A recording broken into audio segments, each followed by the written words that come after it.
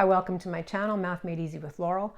I'm Laurel, and in this video we're going to talk about how we find present value for ordinary simple annuities.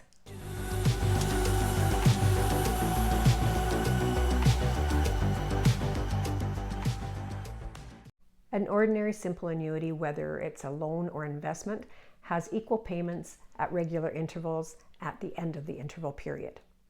And the number of payments per year is equal to the number of compound periods per year. So when we're dealing with that type of annuity, we use this formula to find present value. So PV is present value, PMT is payment amount, times 1 minus 1 plus R, where R is the annual interest rate, divided by N, where N is the number of interest periods per year, to the exponent of negative N times T, where T is the time in years, divided by R over N. I like using this formula, but you may see a formula that looks simpler. It's actually doing the same calculations, but there's a couple substitutions that are made, and I'm going to show them to you in case you prefer a simpler looking formula. The first substitution is replacing R over N with I. So if we take the annual interest rate and divide by the number of compound periods in a year, that gives us I, which is the interest rate per compound period. So let's start by replacing R over N with I. So the formula looks like this, where we're using I instead of R over N. The concern I have with people using I instead of R over N is they might be tempted to round off when R over N doesn't equal an exact value. So just be aware of that and use the memory function on your calculator to store it so that you don't get rounding errors in your calculations. The other substitution is we can let capital N equal small n times T. Remember, small n represents the number of compound periods per year, so that when you multiply that by the number of years, you will get the total number of compound periods for the duration of that investment or loan. So when we make our substitution, our formula again looks even simpler. Let's take a look at a couple of examples of how we use this formula to find present value. Our first example says, how much money do you need to invest now to generate a cash flow of $12,000 every year for the next 10 years, given an interest rate of 7.5% compounded annually? So we're given our payment amount, we're given our interest rate, we know it's compounded annually, and we know the time is 10 years. So what we're finding is the present value of that annuity to generate these payments every year for 10 years. So first of all, let's take a look at the timeline. So today we want to know what amount of money must be invested at 7.5% compounded annually to receive $12,000 yearly payments for 10 years. We're going to assume the end because we're putting the money in today, so our first payment will be a year from now. Let's write down the values from this formula that we know. We know payment is $12,000, interest rate as a decimal is 0.075. If it's compounded annually, then N is 1, and the time in years is 10. Now let's plug these values into our formula. So the payment is $12,000 times 1 minus 1 plus R over N, 0.075 over 1 is just 0.075, to the exponent of negative N times T, negative 1 times 10, which is just negative 10, divided by R over N, which is again 0.075. If you want to punch this into your calculator and your calculator is following orders of operations, don't forget to add another set of brackets for your numerator.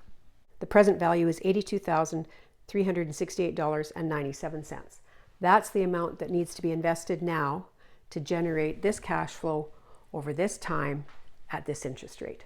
Let's take a look at one more example. Our next example says Mary purchased a car for $3,000 down with the balance to be paid by 48 monthly payments of $350, including interest at 9% compounded monthly. What is the purchase price of the car, and how much is the total interest charge? So we're going to start with what's the purchase price of the car. So if Mary was to pay in cash today, how much would she pay? So we're going to ignore the $3,000 down payment and just find the present value of the money she borrowed for the car. So let's start with the timeline. So we're finding the present value of these $350 monthly payments for 48 months or 4 years at 9% compounded monthly. Let's write down the values that we know and then put them in our formula. So the payments are $350, the interest rate is 0.09, if it's compounded monthly, N is 12, and time in years is 4. When I plug those values into my formula, I end up with this.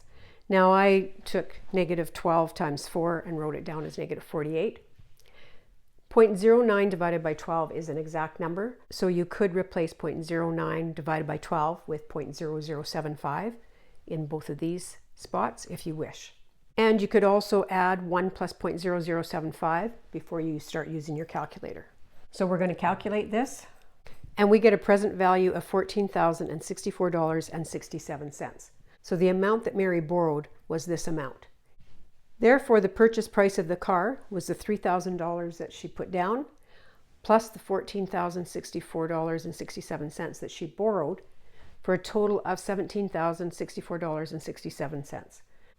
So if Mary didn't need to borrow money and was able to pay for the car up front, this is the amount she would have paid. Now let's calculate the total interest charge.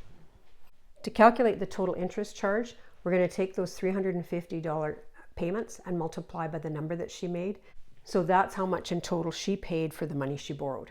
Now we're going to subtract the present value of that money. So 350 times 48 is $16,800. That's the total amount that Mary paid back on her loan. Of that, $14,064.67 went to the actual price of the car, and the rest was interest. So when we subtract this value from this amount, the interest paid was $2,735.33. So far we've been working with ordinary simple annuities, and we've talked about how to calculate future value, present value, and payment amount. In my next video, I'm going to show you how to do all of that and more with the Business Analyst Calculator. So when you're ready, take a look.